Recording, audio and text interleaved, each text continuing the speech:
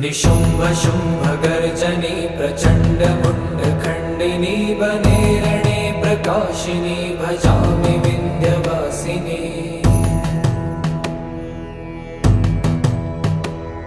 त्रिशूलमुण्डधारिणी धरा विघातहारिणी गृहे गृहे निवासिनी भजामि विन्ध्यवासिनी। दरिद्र दुःखहारिणी सदा विभूतिकारिणी वियोगशोकहारिणी भजामि विन्ध्यवासिनी। लसत्सुलोललोचनं लतासनं वरप्रदं कपालशूलधारिणी भजामि विन्ध्यवासिनी।